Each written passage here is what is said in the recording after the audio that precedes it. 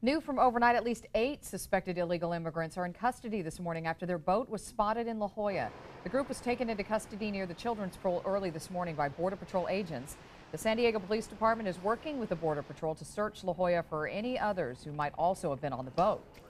The surfer whose body was found in Pacific Beach early yesterday morning has been identified as 42-year-old Brandon Beaver. We first brought you this as breaking news yesterday morning.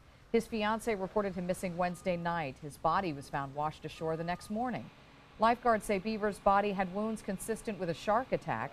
Preliminary reports show that Beaver drowned and then was bitten by a shark, but an official cause of death will be determined during an autopsy. We have some breaking news out of Afghanistan. 6 Americans have been killed by a suicide car bomber in Kabul. The victims included 2 soldiers and 4 civilian contractors. Police say the attack rammed a Toyota Corolla packed with explosives into a military convoy.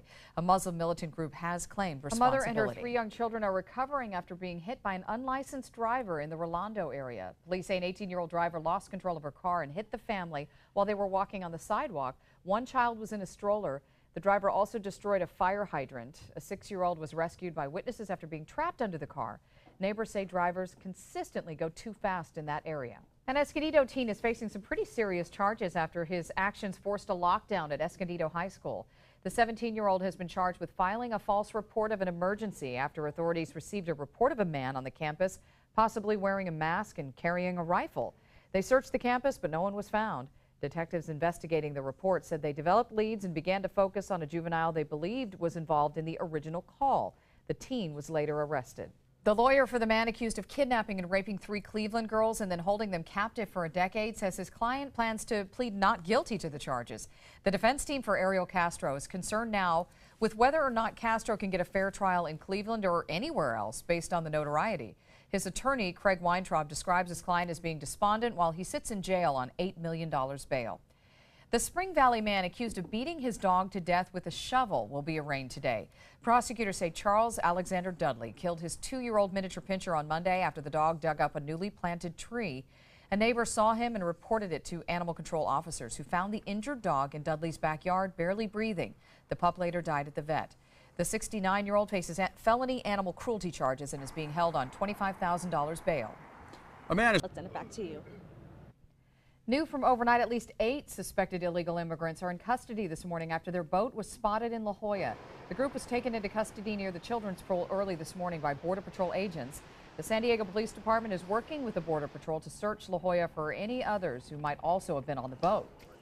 The surfer whose body was found in Pacific Beach early yesterday morning has been identified as 42-year-old Brandon Beaver.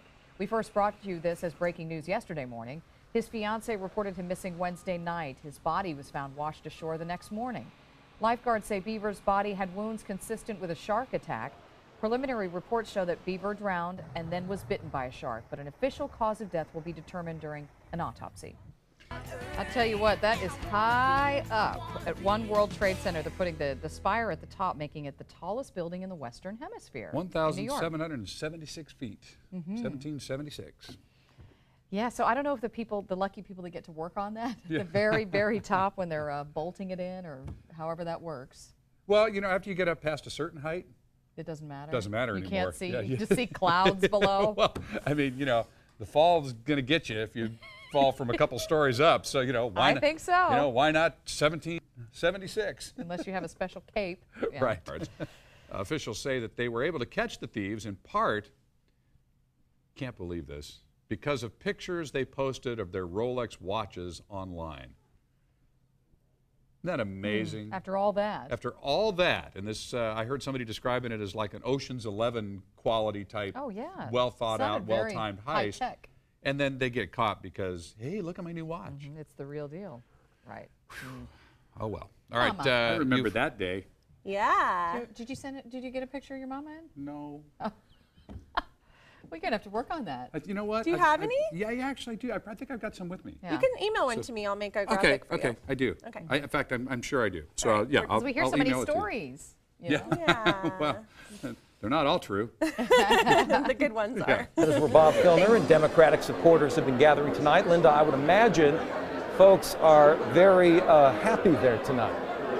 They are. The mood is pretty euphoric here, Jim. It's definitely pumping up as the night moves along. There have been several people at the podium in races that were not quite as close. We just had Assemblywoman Toni Atkins, who was just up there, and people are rallying around. And while Mitt Romney was doing his concession speech, they actually turned it down and said, we don't need to listen to that right now. So we've had so many people that have been even in tears in this room when they announced around 8:18 CNN projected President Obama as the winner. And we spoke with one family as we're waiting for mayoral candidate Bob Filner to come to the podium a little later. We spoke with a family, a Latino family, who said they went out with their dog on Sunday and they were out there, and this really moved the woman to tears. Take a listen. This is what we've been waiting for the last, 4 years. It's a great victory for us as Latinos to have a minority represent us and to know he has our interests at heart. So she was with her dog on Sunday and her family, and she said that this was just a really important moment. And again, there's a lot of emotion in this room. A lot of people are waiting for Bob Filner to come out, and word is that he may come out around 11 to 11:45 this evening. Again, that race is very close.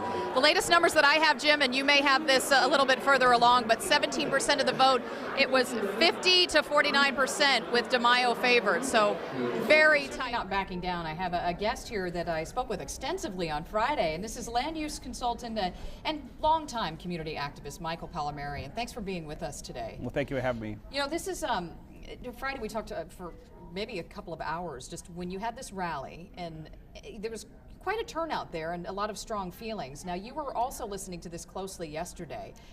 Yes. And you were part of the first successful recall only in San Diego in 1991 with Lynda Bernhardt. That's correct. We had similar circumstances, and a lot of people are not aware that it was as a result of Mr. Filner being on the city council that precipitated the recall. It was similar charges, and the weakest link was Lynda Bernhardt, so we broke up his gang of 5 at that time.